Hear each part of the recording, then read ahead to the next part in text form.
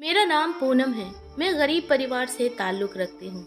मेरे ससुराल में जॉइंट फैमिली थी और हम सब लोग एक साथ मिलकर रहते थे। मेरी बेटी को अपने चाचा से इतना प्यार था कि वो अपने चाचा के हाथ से ही रात का खाना खाया करती थी। अगर मैं उसे अपने हाथ से खाना खिलाती तो वो रोने लगती थी और दोनों में इतना प्यार देखकर बहुत खुशी होती थी मुझे। लेकिन हैरत की बात तो ये थी कि जब मैं अपने देवर के रिश्ते की बात करती थी, मेरी बेटी कोई ना कोई कमी निकालकर इनकार कर दिया करती थी। एक दिन मैं अंधेरा करके अपनी बेटी के कमरे में देवर के कपड़े पहनकर चली गई।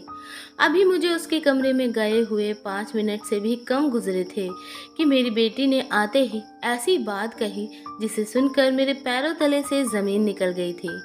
माता पिता अक्सर अनजान रहते हैं और उनके बच्चे ऐसा काम करने लगते हैं जिनके बारे में माता पिता ने कभी सोचा भी नहीं होता है।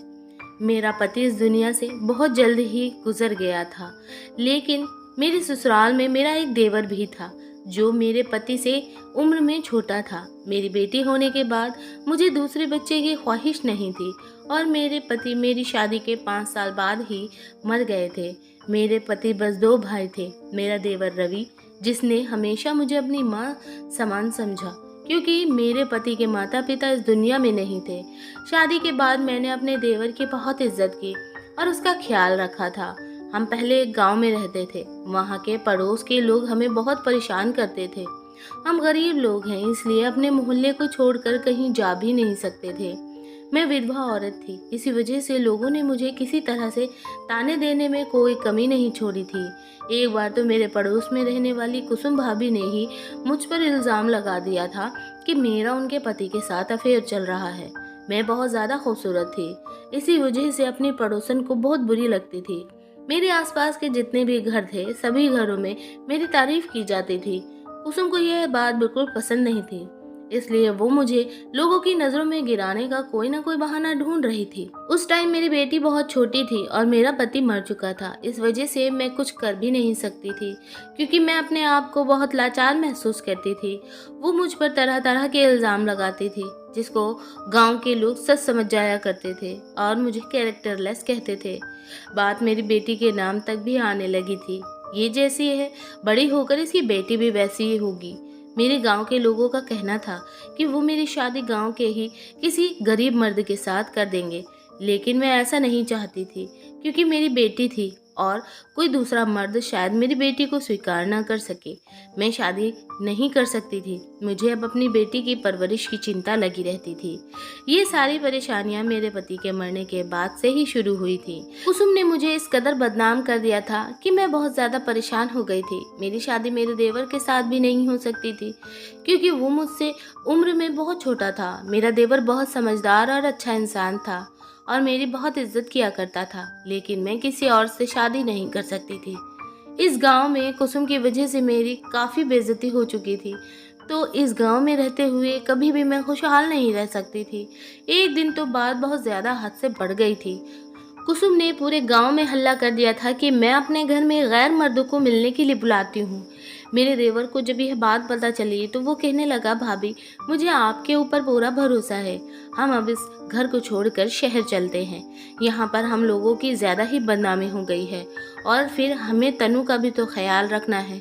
वो लड़की है और मैं नहीं चाहता कि कोई हमारी तनु को अभी से ही बुरा कहे और उसको बचपन से ही बदनामी मिलती रहे। कुसुम बहुत बुरी औरत है, उसने आपकी पूरे गांव में बदनामी करवा दी है। अब हमारा यहाँ पर रुकना बहुत मुश्किल हो गया है। मैं आपकी मदद करना चाहता हूँ। हम लोग इस घर को छोड़कर कहीं और रहने के लिए चले जाएंगे। मैंने रवि से कहा, लेकिन ये हमारा अपना घर है। भले ही घर छोटा है, लेकिन हम इस घर को छोड़कर कहाँ जाएंगे। रवि ने कहा कि भाभी दुनिया बहुत बड़ी है, हम कहीं भी इज्जत से रह लेंगे, लेकिन यहाँ पर इस तरह से बेइज्जत होकर नहीं रह सकते। मेरे देवर ने कहा कि भाभी मैं अपनी भतीजी और आपसे बहुत ज़्यादा प्यार करता हूँ। मेरे लिए अब दुनिया में आप दोनों ही रह गए हो।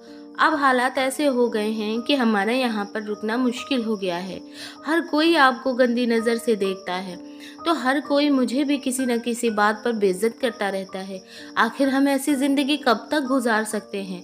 सारे गांव ने मुझे तो कैरेक्टरलेस साबित कर दिया था। यहाँ तक भी कहा था कि इस घर में रहते हुए अपने कम उम्र के देवर पर भी गंदी नज़र रखती हूँ मैं, और गैर मर्दों के साथ रिश्ता बनाने के चक्कर में मैंने ही अपने पति को मार दिया है। मैंने अपने पति से लव मैरिज की थी और मेरा पति मुझे शहर से भगाकर अपने इस गांव में लेकर आ गया था। मेरी खूबसूरती और मेरी लव मैरिज ने ही मुझे बेइज्जती और बदनामी के सिवा कुछ नहीं दिया था। मैंने सोचा था कि शादी करने के बाद जब मैं अपने पति के घर जाऊंगी तो सुकून की ज़िंदगी गुजार सकूंगी, लेकिन मुझे नहीं पता था यहाँ आकर तो मेरे सुकून ही ख़त्म होने वाला है। कुसुम जैसी औरत मेरी ज़िंदगी में एक विलेन का रोल निभाएगी। मैं डिप्रेशन का शिकार हो गई थी। मैं अपनी 4 साल की बेटी पर ही बहुत गुस्सा करने लगी थी। अब मेरी बेटी 20 साल की हो गई थी और मेरा देवर भी 35 साल का हो गया था। हम लोग रात के अंधेरे में वो गाँव छोड़कर चले गए। मेरा मायका शहर का ही था और मैं अपने माता पिता की सबसे छोटी और लाडली बेटी थी। मेरा पति गांव से शहर में काम करने के लिए आता था और तभी मेरा उससे अफेयर चल गया था। मैं पढ़ी लिखी लड़की थी और अच्छी तरह से इस बात को जानती थी कि मेरे माता पिता कभी भी अपनी पढ़ी लिखी बेटी की शादी किसी गांव के गंवार के साथ नहीं करेंगे।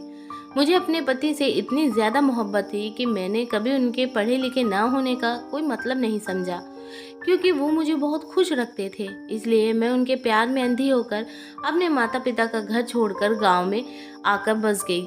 घर में मैं ही सब कुछ थी, क्योंकि मेरे पति के माता पिता नहीं थे। एक छोटा भाई था, इसलिए मेरी शादी के बाद ससुराल में मुझे कोई दिक्कत नहीं हुई थी। जब मेरी शादी हुई थी तो मेरा देवर 9 साल का था और अब हम लोग जब शहर आए हैं तो हमने बहुत सारी परेशानियों का सामना किया। मेरे देवर ने एक मकान किराए पर ले लिया। मैंने अपने जेवर भी बेच दिए थे जो मेरे पति ने मुझे बनवा कर दिए थे। बस इसी तरह अपना गुजारा किया। धीरे धीरे मेरे देवर को शहर में अच्छा काम मिल गया और हमारे हालात बेहतर होते चले गए। अब मेरी बेटी जवान हो गई है। हम लोग एक छोटे से किराए के घर में रहते हैं। मेरी बेटी बहुत अच्छी सिलाई जानती है और उसने घर में ही सेंटर खोला हुआ है। मेरा देवर लोगों के घरों में पेंट करता है। हम लोग बहुत सिंपल से लोग हैं और हमारा गुजारा शहर आने के बाद आराम से हो रहा था। पुराने दिनों को याद करके अक्सर मेरी तबीयत खराब हो जाती थी, लेकिन फिर मैं खुद पर कंट्रोल कर लिया करती थी। मेरे देवर ने मेरा बहुत साथ दिया था और उसने मेरी बेटी से भी बहुत प्यार किया था।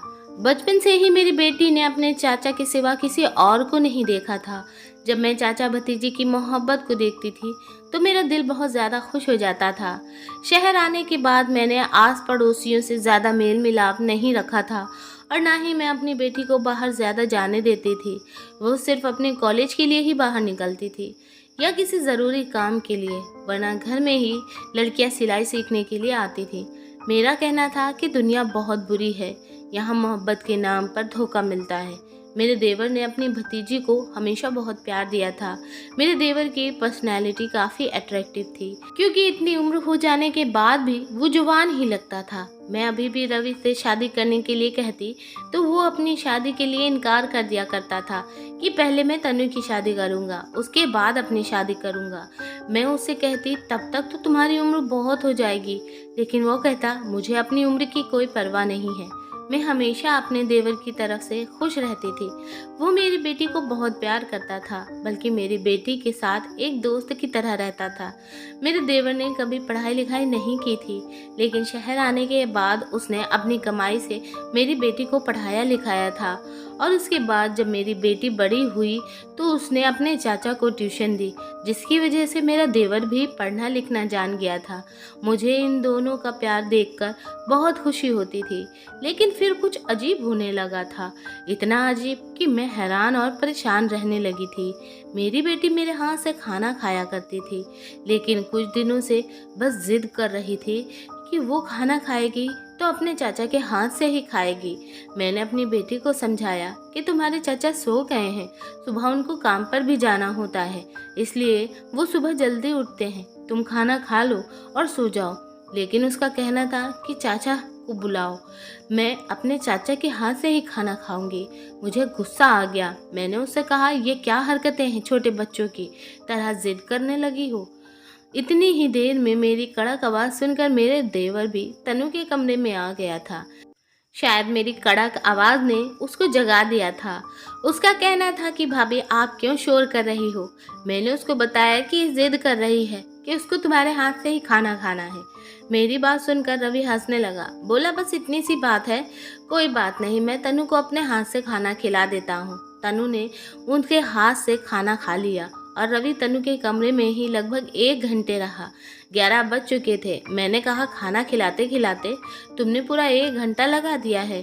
सुबह तुम जल्दी उठते हो, इस तरह से इतनी रात तक जागोगे तो तुम्हारी आँख कब खुलेगी? तो कहने लगा, हम बातें कर रहे थे। मैंने उसे कहा, बातें करने में टाइम खराब मत किया करो, चलो जाकर सो जाओ। मुझे बड़ी हैरानी हो रही थी कि अचानक तनु को क्या जिद लग गई थी कि उसको अपने चाचा के हाथ से ही खाना खाना है। फिलहाल ये बात कई दिनों तक इसी तरह से चलती रही, लेकिन ये एक दिन की बात नहीं थी। अब तनु रोज ही जिद करने लगी थी कि अपने चाचा के हाथ से ही खाना खाऊंगी। रवि तनु को खाना खिलाने के बहाने 2 या 3 घंटे से पहले उसके कमरे से बाहर नहीं निकलता था।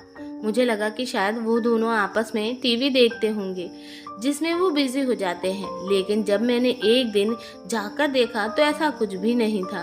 वो कमरे में बस बैठे दोनों बातें ही कर रहे थे। एक दिन तो 2.5 घंटे से ज़्यादा हो गया था और मुझे गुस्सा आ गया था। ये भी कोई टाइम है बातें करने का? आखिर रात के 3 बजे तक कौन इतनी बातें करता है? मैंने जैसे ही दरवाज़ा बजाने की कोशिश की तो मैं हैरान रह गई थी कि दरवाज़ा तो अंदर से बंद था। मैंने ज़ोर ज़ोर से दरवाज़ा पीटना शुरू कर दिया और दरवाज़ा खुलते खुलते 10 मिनट लग गए थे। मैंने कहा, ये दरवाज़ा अंदर से बंद क्यों किया गया था? और फिर मैं कितनी देर से दरवाज़ा पीट रही हूँ? दरवाज़ा खोलने में इतनी देर लगती है? तुम दोनों दरवाज़ा बंद करके अंदर क्या कर रहे हो? भला ये कोई तरीका है? रवि ने कहा, दरवाज़ा शायद गलती से बंद हो गया होगा, हम लोग टीवी देख रहे थे, इस वजह से हमें आवाज़ नहीं आ सकी। मैंने कहा, तुम लोग रात के 3 बजे टीवी देख रहे हो, ये भी कोई टाइम है टीवी देखने का? और तो और तुम लोग वीआईपी घर में नहीं रहते हो जहाँ पर ऑटोमेटिक लॉक लग जाते होंगे। ये ऑटोमेटिक दरवाज़ा नहीं है, यहाँ पर कुंडी खुद लगानी पड़ती है। मैंने अपने देवर से कहा, जाओ जाकर अपने कमरे में सो जाओ और आइंदा दोनों ऐसी हरकत ना करना। मैंने अपनी बेटी को भी डांट लगाई थी। मेरी बेटी की पढ़ाई पूरी होने वाली थी, उसकी शादी की उम्र हो चुकी थी। मैं नहीं चाहती थी कि अब वो किसी गलत काम में पड़ जाए और इसलिए मैं जल्दी से जल्दी उसकी शादी करना चाहती थी, जबकि मेरी बेटी भी कम उम्र में ही हो गई थी। मैंने एक रिश्तेदारी में कहा हुआ था कि वो मेरी बेटी के लिए अच्छा सा रिश्ता लेकर आ गई और लड़के की माँ को भी साथ लेकर आ गई थी। लड़के की माँ ने मेरी बेटी को देखा और 2-3 सवाल किए। उसके बाद मैंने अपनी बेटी को कमरे में भेज दिया।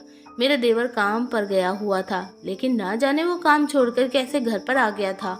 घर आते ही लड़के वालों से बदतमीजी शुरू कर दी और उन लोगों से कहने लगा, लड़की ठीक नहीं है और ना ही उसने आपके लिए नाश्ता बनाया है। ये नाश्ता सब मार्केट से आया हुआ है, उसे तो कुछ भी नहीं आता है और वो लड़की बिल्कुल अच्छी नहीं है। और कहने लगा, ये लड़की हर किसी से लड़ाई झगड़ा करती रहती है। अभी कुछ दिनों पहले अपने कॉलेज में अपनी टीचर का सर फोड़कर आई है। आप यकीन नहीं मानोगी भाभी जी, हमारे घर में तो पुलिस भी आ चुकी है। जैसे तैसे हमने इस केस को रफा दफा किया था। वो औरत बड़ी हैरानी से मेरे देवर की तरफ देख रही थी और बार बार मुझे भी देख रही थी। मैं बहुत परेशान हो गई थी और यह सोच रही थी कि रवि ये सब क्या तमाशा बना रहा है और बोलता ही चला जा रहा है। इस बात में कोई भी सच्चाई नहीं थी। वो भी जानता था कि वो झूठ बोल रहा है। न जाने क्यों लड़के वालों से झूठ बोल रहा था। मेरी बेटी ने कभी किसी भी टीचर का सिर नहीं फोड़ा था, यहाँ तक कि उसने तो कभी स्कूल में किसी से बदतमीजी से बात तक नहीं की थी। मुझे रवि से ऐसी उम्मीद बिल्कुल भी नहीं थी। ना जाने इस लड़के को क्या हो गया था। मैं सोच रही थी कहीं ये नशा करके तो नहीं आया है। तभी लड़के की माँ कहने लगी, ऐसी बदतमीज लड़की से हमें रिश्ता नहीं करना है। और वो बहुत सारी बुरी भली बातें सुनाकर हमारे घर से चली गई थी। जैसे ही वो चली गई, उनके जाने के बाद मैंने रवि से सवाल किया, तुमने यह सब कुछ जो किया क्यों किया? तो रवि कहने लगा, भाभी आपने उन लोगों की शक्ल देखी थी, ये लोग कहीं से भी ढंग के नहीं लग रहे थे। मैं अपनी इकलौती भतीजी की शादी ऐसे किसी के साथ नहीं करूँगा, मुझे बिल्कुल भी नहीं पसंद है। आपने देखा हमारी तनु कितनी खूबसूरत और कितनी कम उम्र की है, जबकि उनका लड़का तो कितना उम्र दराज लग रहा था। मुझे लड़का बिल्कुल भी पसंद नहीं आया था, इसलिए मैंने ऐसा किया। मैंने रवि से कहा, पागल लड़के, तुम एक बार मुझसे भी तो पूछ सकते थे। तुम्हें इतना तमाशा लगाने की क्या ज़रूरत थी? तुमने उन लोगों को बुरा नहीं कहा, बल्कि उन लोगों के सामने अपनी ही भतीजी की इंसल्ट कर दी। अब देखो, ये लोग कहीं और जाकर हमारी बेटी के बारे में ऐसी बातें करेंगे तो फिर हमारे घर पर रिश्ते भी नहीं आएंगे। रवि कहने लगा, ऐसा कुछ नहीं होगा भाभी, जैसा आप सोच रही हो। मैंने ऐसा इसलिए किया कि ऐसे घटिया लोग हमारे घर पर दोबारा रिश्ता लेकर ना आ सके। और आप तो उन लोगों पर इतना फिदा हो रही थी सिर्फ उनके घर और जायदाद देखकर। ये तो देखो कि हमारी तनु कितनी खूबसूरत और प्यारी है, और उस लड़के की शक्ल से ही लग रहा था कि वो ठरकी है। उसकी माँ को देखा आपने, कितनी चालाक औरत लग रही थी। मैं अपनी तनु को किसी ऐसे लड़के के हवाले नहीं करना चाहता। मुझे रवि की इस हरकत पर बहुत गुस्सा आ रहा था, लेकिन अब जो हो चुका था हो चुका था। उन लोगों से दोबारा बात करने का कोई फायदा नहीं था। अगर मैं कहती कि मेरा देवर मजाक कर रहा था, तब भी वो लोग मेरी बात को नहीं मानते। शाम के टाइम पर रवि और तनु आंगन में बैठे हुए समोसे खा रहे थे और खूब खिलखिलाकर हंसी मजाक कर रहे थे। मेरा मूड बहुत खराब था, ना जाने उन्हें किस बात की खुशी थी। एक दिन मैं अपनी बेटी के कमरे की सफाई कर रही थी और वो कॉलेज एग्ज़ाम देने के लिए गई हुई थी। उसका मोबाइल घर पर ही रह गया था। उसके कमरे में ही मौजूद सफाई कर रही थी मैं। तभी अचानक तनु के मोबाइल पर किसी का फ़ोन आने लगा। मैंने जब कॉल रिसीव की तो तनु के कॉलेज की ही कोई फ्रेंड बोल रही थी। वो कहने लगी, आंटी तनु की तबीयत कैसी है? अभी भी तबीयत ठीक नहीं है क्या? आंटी, मैंने कहा, बेटा उसकी तो तबीयत ठीक है, इसलिए तो कॉलेज गई हुई है। उसकी तबीयत ठीक है। उसने मुझे बताया था कि कॉलेज में एग्ज़ाम चल रहे हैं और वो आज एग्ज़ाम देने के लिए ही कॉलेज गई हुई है। लेकिन उसकी सहेली ने बताया कि नहीं आंटी, कॉलेज में एग्ज़ाम नहीं चल रहे हैं, बल्कि काफ़ी दिनों से तनु कॉलेज आ ही नहीं रही है। मैं बहुत परेशान हो गई थी। ना जाने मेरी बेटी क्या कर रही थी। घर से तो तनु कॉलेज का कहकर ही निकलती थी, फिर वो कॉलेज क्यों नहीं जा रही थी? मैंने उसकी सहेली से बोल दिया था कि तुम उसको मत बताना कि तुम्हारी मेरी बात हो गई है, और कॉल कट करके मैंने तनु का मोबाइल वहीं उसके कमरे में ही रख दिया था। शाम को मैंने रवि और तनु को बुलाया। मैंने उसकी दोस्त की कॉल के बारे में खुद ही बता दिया और पूछा, ये सब क्या है और तुम कॉलेज के बहाने कहाँ जाती हो?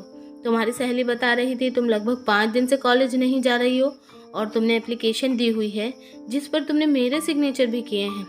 तुम्हारी हिम्मत कैसे हुई झूठ बोलने की और मेरे नाम से सिग्नेचर करने की? तुम ये सब कुछ क्या कर रही हो? रवि और तनु दोनों ही सिर झुकाकर खड़े हुए थे, क्योंकि उनको पता था कि उनकी चोरी पकड़ी गई थी, इसलिए उनके पास बोलने के लिए कुछ भी नहीं था। मुझे बहुत गुस्सा आ गया। मैंने कहा, जो कुछ भी तुमने किया है सच सच बताओ, नहीं तो मैं तुम दोनों को ठीक करके रख दूंगी। मैं अच्छी तरह से जानती थी कि मेरे देवर ने तनु का साथ ज़रूर दिया होगा। मैंने अपनी बेटी से कहा कि मैं तुम्हें पैसे देना बंद कर दूंगी, फिर देखूंगी तुम अपना खर्च कैसे करोगी। तभी अचानक तनु कहने लगी, माँ मैंने कुछ दिन की छुट्टी ले ली थी और मैं अपने दोस्तों के साथ मूवी देखने के लिए जाया करती थी, चाचा की परमिशन लेने के बाद, और हम सब लड़कियां आपस में मिलकर घूमने जाते थे। मैंने कहा कि तुम्हें संडे का दिन घूमने के लिए और मूवी देखने के लिए नहीं मिलता है क्या? मेरा दिल कर रहा है अभी तुम्हें ठीक करके रख दूं। इतने में मेरा देवर बोला, मैंने ही कहा था तनु को कि कॉलेज से छुट्टी कर ले, और आपसे झूठ बोलने को मैंने ही कहा था। आखिर तुम लोग क्या कर रहे हो? रवि, भाभी मुझे माफ़ कर दो, मैं आपसे माफ़ी मांगता हूँ, और तनु को भी माफ़ कर दो, इसमें इसकी कोई गलती नहीं है। मैंने तनु को कॉलेज से छुट्टी लेने के लिए कहा था और हम लोग एक दिन मूवी देखने गए तो एक दिन पार्क चले गए थे। इन दोनों का बिहेवियर मुझे बिल्कुल भी समझ नहीं आ रहा था। घर में भी मेरे देवर और मेरी बेटी यही अजीब अजीब तरह की हरकत किया करते थे। अब ये दोनों घर में खूब हंसी मजाक करने लगे थे, तो कभी आपस में 2-2 घंटे बैठकर बातें करते थे।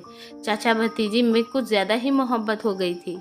उन दोनों को एक दूसरे के अलावा और कुछ दिखाई नहीं दे रहा था। इस बीच मैंने तनु के लिए एक और रिश्ता देखना शुरू कर दिया था और अपने देवर को कह दिया था कि अगर लड़के में कोई कमी लगे तो मुझे बताना। लोगों के सामने तमाशा बनाने की ज़रूरत नहीं है, क्योंकि तुम इतना नहीं जानते हो कि ऐसा करने से तुम्हारी अपनी भतीजी की ही कितनी बदनामी होगी और इस तरह से रिश्ता भी आने बंद हो जाएंगे। यह बात सुनकर मेरे देवर ने एक बड़ी अजीब सी बात कही। उसने कहा, मेरी भतीजी को रिश्तों की कोई कमी नहीं है। मैंने उससे कहा, क्या कहना चाहते हो तुम? मतलब क्या है तुम्हारा कि रिश्तों की ज़रूरत नहीं है? मेरा देवर कहने लगा, भाभी बस मेरे मुंह से निकल गया, ऐसी भी कोई बात नहीं है। मैं तो अपने देवर और अपनी बेटी से बहुत ज़्यादा परेशान हो गई थी। पता नहीं क्या क्या करते रहते हैं और अपने दिमाग में क्या सोचते हैं। ये मेरी ही वजह से हुआ था कि मैंने अपने देवर और अपनी बेटी को कुछ ज़्यादा ही छूट दी हुई थी। इस बार मैंने अपनी बेटी के लिए जो रिश्ता देखा था उसमें कोई कमी निकाल ही नहीं सकता था। लड़का बहुत कम उम्र का था, देखने में भी हैंडसम था। उसकी फैमिली भी बहुत अच्छी थी और अमीर परिवार से ताल्लुक़ रखता था। उसके माता पिता बैंक में नौकरी करते थे। लड़का खूबसूरत और गोरा चिट्टा था और मेरी बेटी से उम्र में ज़्यादा बड़ा भी नहीं था, बल्कि उसकी उम्र के बराबर ही होगा। और लड़के वालों को मेरी बेटी पसंद भी आ गई थी, क्योंकि मेरी बेटी तनु बहुत ज़्यादा खूबसूरत थी। मैंने जब अपने देवर की तरफ देखा कि अब तो वो कोई कमी ही निकाल नहीं सकता है। वो चेहरे से बहुत ज़्यादा परेशान लग रहा था। लड़के वालों ने कहा कि हमें आपकी बेटी बहुत पसंद आ गई है और हम जल्द से जल्द मंगनी की रस्म करना चाहते हैं और जल्द से जल्द शादी करके आपकी बेटी को अपने घर ले जाना चाहते हैं। मुझे ये बात सुनकर बहुत खुशी हुई थी और मुझे उनकी यह बात बहुत अच्छी लगी थी। उन्होंने कहा, अब हम आपके घर आ गए हैं, एक बार आप हमारे घर आकर सारी इन्फॉर्मेशन ले लो। उसके बाद सारी बात बैठकर कर ली जाएगी और शादी की तारीख भी मालूम कर लेंगे। उनकी मुझे एक बात बहुत पसंद आई थी। उन्होंने हमें अपने घर आने के लिए फ़ौरन ही इनवाइट कर दिया था। मैंने भी कह दिया था कि हम 2 दिन बाद आप लोगों के घर आ जाएंगे। जब वो लोग हमारे घर से चले गए तो मेरा देवर बोला, हम यहाँ पर रिश्ता नहीं करेंगे। मैंने उसकी तरफ हैरान होकर देखा, जैसे कि वो मेरी बेटी की शादी होने ही नहीं देना चाहता था। मैंने कहा, क्यों नहीं करेंगे? क्या खराबी है इस रिश्ते में? मैंने कहा, ऐसे रिश्ते तो नसीब वालों को मिलते हैं। मैं तो यहाँ अपनी बेटी की शादी करने के लिए तैयार हो गई हूँ और शुक्र करो जो तुम्हारी भतीजी के भाग्य जाग चुके हैं। मैं तो अपनी बेटी की शादी इसी परिवार में करूँगी और वो भी जल्द से जल्द करके रहूँगी। कहीं ऐसा ना हो कि यह रिश्ता हमारे हाथ से निकल जाए। वो लोग बहुत अमीर हैं और साथ ही अपने घर की बहू बेटियों पर कोई बाउंडेशन भी नहीं लगाते हैं। उन लोगों की ये बात बहुत अच्छी लगी कि उनका कहना था कि 2 दिन बाद ही आप अपनी बेटी को भी अपने साथ लेकर हमारे घर आ जाओ। दोनों बच्चे आपस में बैठकर बातें कर लेंगे, क्योंकि उन दोनों को अपनी ज़िंदगी गुजारनी है, इसलिए उनका बात करना बहुत ज़रूरी है। मुझे उनका ये कहना बहुत ज़्यादा पसंद आया था, क्योंकि ऐसे लोग बहुत कम होते हैं जो लड़का लड़की को शादी से पहले बात करने की परमिशन देते हैं। मैंने तो अपने देवर से और अपनी बेटी से दोनों से ही कह दिया था कि शादी तो वहीं पर होगी।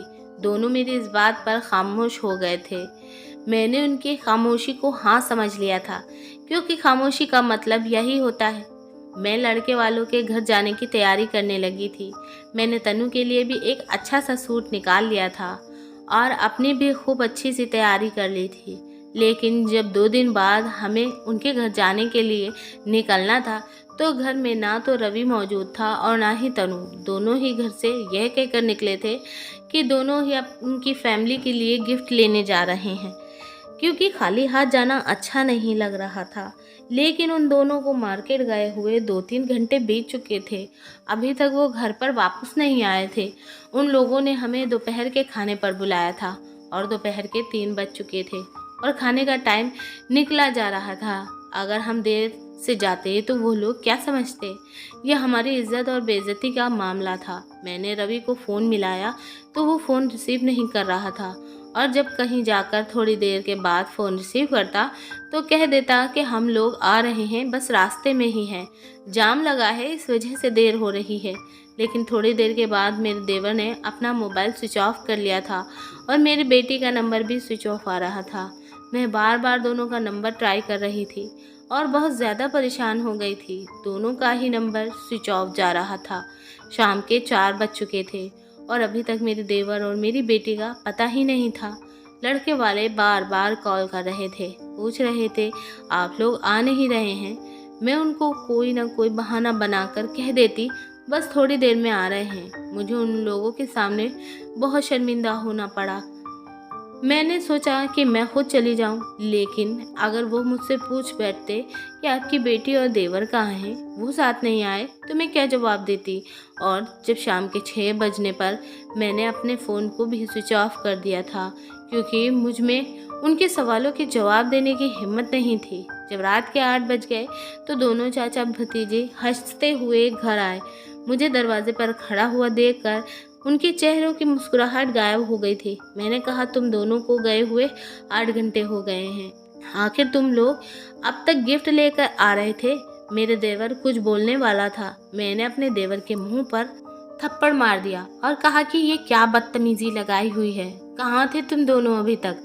पहली बार मैंने अपने देवर पर हाथ उठाया था, क्योंकि वही मेरी बेटी को मार्केट लेकर गया था। मैंने कहा कि तुम लोग जानते हो कि तुम लोगों ने मुझे कितना शर्मिंदा किया है।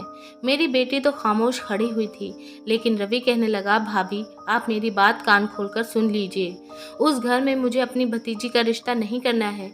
मैंने कहा, अब सब कुछ तो ठीक है, घर परिवार, लड़का, उसके माता पिता, उसकी नौकरी, तो अब तुम्हें क्या परेशानी है, अब किस बात की कमी निकालोगे। इस पर रवि ने कहा, यह लड़का कितना भी अच्छा बन जाए, लेकिन मुझे अपनी भतीजी की शादी इस लड़के के साथ नहीं करनी। तनु की मुझे किसी से भी शादी नहीं करनी है। और ये कहकर वो दोनों घर के अंदर चले गए और अपने अपने कमरों में जाकर बंद हो गए। मेरे देवर ने कभी भी मुझसे इस तरह बात नहीं की थी और कभी वो मेरी मर्जी के खिलाफ नहीं गया था। फिर आज उसको क्या हो गया था। मैं सारी रात जागती रही और परेशान थी। ना जाने ये लोग आपस में क्या खिचड़ी बना रहे थे। एक दिन मैंने तनु से कहा कि तुम मेरे कमरे में जाकर सो जाओ, मुझे आज तुम्हारे कमरे की सफाई करनी है। तनु मेरे कमरे में जाकर सो गई थी। मैंने तनु जैसा सूट पहन लिया था और उसके कमरे में जाकर बेड पर लेट गई थी। मैं ऐसे रिएक्ट कर रही थी जैसे मैं गहरी नींद में सो रही हूँ। मेरे जाने के लगभग 1 घंटे बाद ही रवि तनु के कमरे में आ गया था और उसने अंधेरे में मेरे करीब आकर कहा, क्या हुआ, आज इतनी जल्दी सो गई, आज तो बहुत सारा काम करना है। लेकिन मैंने अपना चेहरा ढका हुआ था और कमरे में अंधेरा भी था, जिस वजह से मेरे देवर मुझे पहचान नहीं सका था। मेरा देवर कहने लगा, अभी से 24 घंटे ही बाकी हैं, फिर हमें किसी से भी डरने की या छुपने की कोई ज़रूरत नहीं है। हम जो करेंगे खुल्लम खुल्ला करेंगे और भाभी भी हमें नहीं रोक पाएगी। आज मैं इतना खुश हूँ कि तुम्हें क्या बताऊँ, कि मैं बयां नहीं कर सकता कि हम कितने खुशकिस्मत हो सकते हैं। मैंने तो अपने फ्यूचर के सपने भी देखने शुरू कर दिए हैं और तुम देखना, शादी के बाद हमारी ज़िंदगी बहुत आसान और हसीन हो जाएगी। शादी की बात सुनते ही मेरे पैरों तले से ज़मीन निकल गई थी। आखिर मेरा देवर ये किस तरह की बातें कर रहा था, वो भी अपनी बेटी जैसी भतीजी के साथ। वो कहने लगा, तुमने अपनी शादी की सारी तैयारी कर ली है ना, ऐसा ना हो कि आखिरी टाइम पर तुम शॉपिंग करने की जिद करने लगो। मैंने तो अपनी शॉपिंग करनी शुरू कर दी है। जैसे ही मेरे देवर ने यह बात कही तो मैं झटके से उठ गई और मैंने लाइट ऑन कर दी और अपने देवर के मुंह पर थप्पड़ दे मारा और उसे कहने लगी कि तुम यह किस तरह की घटिया बातें कर रहे हो, तुम किससे शादी करना चाहते हो और तुम किसकी शादी पर कपड़े पहनने की बात कर रहे हो, ये सब तुम क्या कर रहे हो। रवि बताओ मुझे, आज मैं सारी सच्चाई जानना चाहती हूँ। मेरी आवाज़ सुनकर तनु भी वहाँ पर आ गई थी और आकर मेरा हाथ पकड़ लिया और कहने लगी, माँ चाचा को मत मारो, मैं आपको सब कुछ सच सच बताती हूँ। मैंने कहा, हाँ बताओ मुझे, तुम क्या बताना चाहती हो और क्या समझाना चाहती हो। मैंने तुम लोगों को ज़रूरत से ज़्यादा प्यार दिया है, इसी बात का तो ज़्यादा फ़ायदा उठाते हो। यह रिश्ता हमारे लिए बहुत अच्छा था, तुम्हारा चाचा कहीं भी तुम्हारा रिश्ता होने नहीं देना चाहता। तुम लोग घर से गायब हो जाते हो और अब यहाँ बैठकर ये तुम्हारा चाचा किस तरह की बातें कर रहा था। आखिर यह सब कुछ क्या हो रहा है। प्लीज़ तुम दोनों को मेरी कसम है, मुझे सब कुछ बता दो, नहीं तो मैं अपनी जान ले लूँगी। मैं अपने होश में बिल्कुल भी नहीं थी और जो मेरे मुंह में आ रहा था मैं कहे जा रही थी। लेकिन जैसे ही मुझे रवि ने बात बतानी शुरू की, मेरे कदमों तले से ज़मीन निकल गई। पहले तो रवि ने बताया कि मुझे हमारे ही गांव में रहने वाली लड़की से मोहब्बत हो गई है। इस सब में मैंने आपको बहुत ज़्यादा तकलीफ दी है। तनु तो ऐसे इंसान से प्यार करती है जिन लोगों का जिक्र आप इस घर में बर्दाश्त नहीं कर सकती, और वो कुसुम भाभी का जवान बेटा है जिससे तनु मोहब्बत करती है। उसी के साथ शादी करना चाहती है। अब ये कोई इत्तेफाक था या कुछ और, जो हम दोनों आपकी ही नफरत करने वाले लोगों से मोहब्बत कर बैठे। मुझे तो हमारे गांव के मुखिया की बड़ी बेटी, जिसकी अभी तक शादी नहीं हुई है, वो पसंद है। उससे मेरी मुलाकात तब हुई थी जब मैं एक आदमी के घर पेंट करने के लिए आया था। वहाँ पर वह आई हुई थी और देखते ही मुझे उससे प्यार हो गया था, और इसी तरह से हम दोनों का प्यार बहुत गहरी मोहब्बत में बदल गया था। कुसुम भाभी के बेटे मोहन की मुलाकात तनु से उसके कॉलेज में हुई थी। इसी तरह से इन दोनों की दोस्ती भी मोहब्बत में बदल गई थी। हम दोनों अपने ही गांव में रहने वाले लोगों के साथ मोहब्बत कर बैठे थे, जिनसे आप नफरत करती हो। अगर हम आपको यह बात पहले बता देते तो आप हमारी बात को नहीं मानती, इसलिए हमने शादी करने का फैसला कर लिया था। और यही बातें हम एक दूसरे से काफ़ी घंटे तक बैठकर करते रहते थे, क्या करना है, कैसे करना है। और मैं अपनी और तनु की शादी के लिए पैसे इकट्ठे कर रहा था, और वो दोनों भी जानते हैं कि उनके परिवार वाले हमारी शादी के लिए कभी नहीं मानेंगे। इसलिए हम चारों ने घर से भागकर शादी करने का फैसला कर लिया है कि हम कोर्ट मैरिज कर लेंगे, और फिर आप सबको ये बात पता चल जाएगी तो फिर आप लोग हमें माफ़ कर दोगे। अभी हम अपनी मोहब्बत के आगे मजबूर हो गए थे। हम आपको तकलीफ़ नहीं पहुंचाना चाहते थे। हमने आपके साथ गलत किया क्योंकि हम मोहब्बत कर बैठे थे। कुसुम भाभी का बेटा और गांव के मुखिया की बेटी, वो दोनों भी हमसे सच्चा प्यार करते हैं, तो आपकी मर्ज़ी से शादी कैसे कर सकते थे। आप तनु का रिश्ता देख रही थी, इसलिए मैं कोई ना कोई बहाना बना दिया करता था और तनु का रिश्ता कैंसिल करवा दिया करता था। तनु कहने लगी, मम्मी चाचा मुझसे बहुत प्यार करते हैं, इन्होंने हमेशा मेरा साथ दिया है। क्या आप नहीं चाहती कि चाचा की शादी भी उनकी मर्ज़ी से हो? और क्या आप नहीं चाहती कि हम अपनी खुशी से ज़िंदगी गुजारें अपने मनपसंद शख्स के साथ? रवि कहने लगा, भाभी हम नहीं चाहते थे कि आपको हमारी शादी की खबर हो जाए। जब तक हमारी शादी नहीं हो जाती तब तक हम आपसे यह बात छुपा कर रखना चाहते थे, इसीलिए हम बहाने बनाते थे। हमें एक दूसरे से अभी और बातें करनी थी और कल के बारे में प्लानिंग करनी थी। मेरी बेटी और देवर ने हाथ जोड़ दिए और कहने लगे, हमें माफ़ कर दीजिए।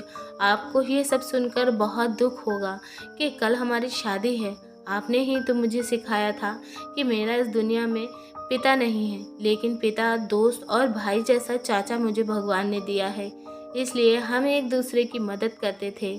हमने एक दूसरे की मर्ज़ी से लाइफ पार्टनर पसंद किया है। गांव का माहौल अब बिल्कुल बदल गया है, क्योंकि कुसुम आंटी को गुजरे हुए कई साल हो चुके हैं।